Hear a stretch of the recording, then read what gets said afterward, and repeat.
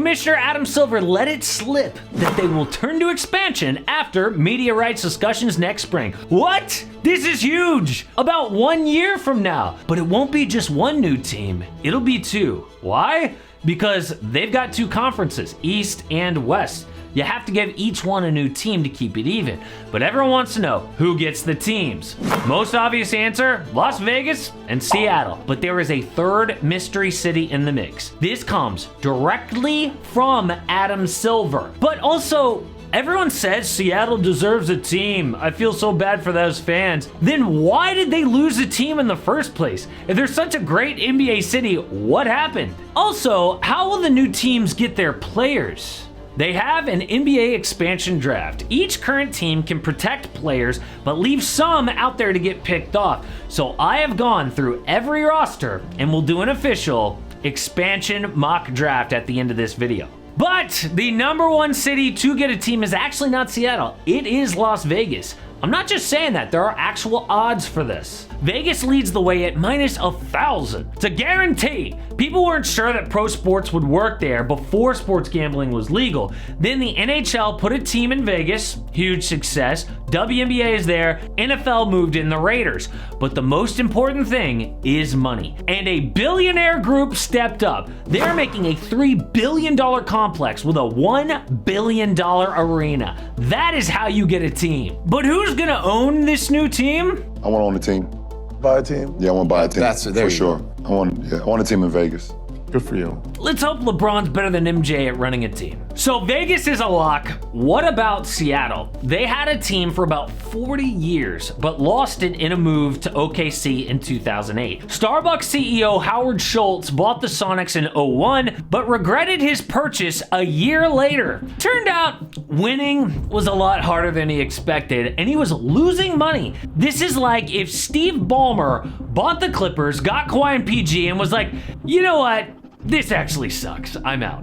That's basically what happened. Their arena was awful because it was really old and it only held 17,000 people, so it was hard to turn a profit. So he went to the city of Seattle and said, build me a new arena. But they wouldn't. They just passed a law that they couldn't use public funds to build arenas, but this was right after they built new stadiums for the baseball and the football team. So Schultz was pissed, said screw it, and looked for another buyer. But no local group stepped up, so he eventually sold to a group from OKC. It was obvious the team was gonna move. Schultz even says, selling the Sonics was one of the biggest professional regrets of my life. I should have been willing to continue losing money until a local buyer emerged, but it didn't.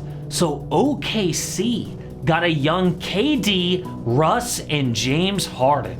Can you imagine how upset you would be as a Seattle fan watching that? So what is different now? Well, that old arena got a $900 million upgrade, and it was good enough to attract an NHL hockey team. Adam Silver even said he went and toured the place and he likes it. So Seattle is also a near lock, but there are 3 other cities that want in. Number 3 is Kansas City. Already have the Royals of MLB, the Chiefs in the NFL, and the Kansas Jayhawks. They got the T-Mobile Center, which is legit, but this doesn't feel like a step up for the league to me. So number 2 is Vancouver, Canada, who had the Grizzlies, but lost them due to lack of fan support. That's not good. Why are they on this list? Because Vancouver has grown a lot since 2001. Now it's one of the richest cities in North America. Honestly, I don't give this one a shot either. The third city, though, before we get to the expansion draft, is Mexico City. Adam Silver said expanding within and outside the US is the NBA's manifest destiny. There's no doubt we will be looking seriously at Mexico City, doing all the things necessary to demonstrate to the league that ultimately we may be positioned to house an NBA team here. They've got Mexico City Arena, which opened in 2012, holding over 22,000 people. It would automatically be the biggest market in the NBA, over New York. Silver said, travel's not a big deal. Flights are short from Texas or Florida. Oh, but what about safety? Actually, the NBA already has a G League team there, and look where they live. It's the extremely wealthy Polanco neighborhood in Mexico City. An ESPN reporter said when he was there, it might as well have been Beverly Hills. The current G Leaguers say they love living there, feel safe, and the food is awesome. The reason for expansion is money. Mexico has a population of 130 million. That's a lot of dollars. But there is one huge problem. And there's no way around this. The elevation is about 7,300 feet.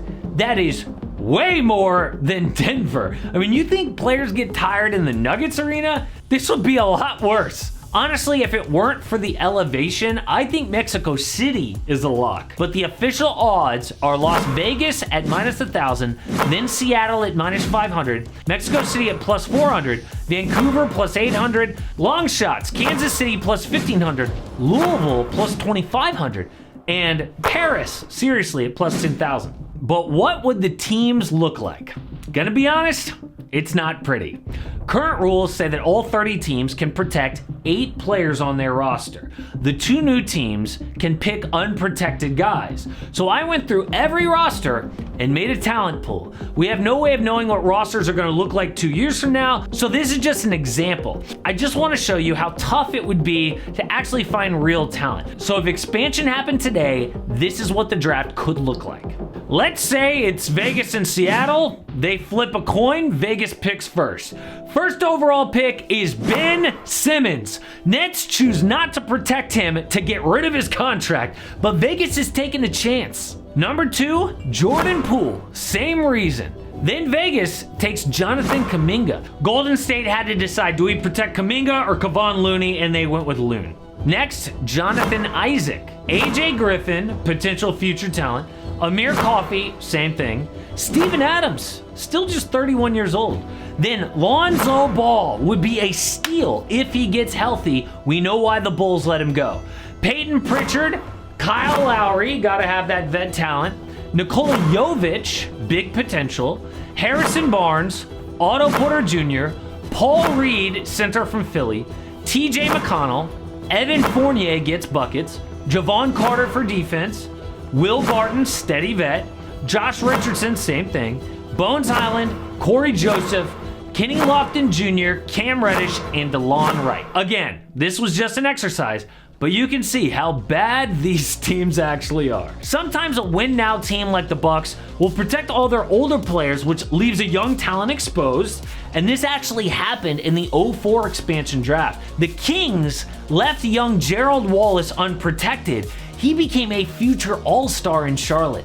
But expansion is just one big change that is coming to the NBA. We just found out that as soon as next year, they could have the in-season tournament, and it is all spelled out in the new CBA. Basically, it's the rules that govern the entire league. We just got new rules, and everyone is saying that they kill super teams. We'll no longer have super teams in the NBA, but that's not true.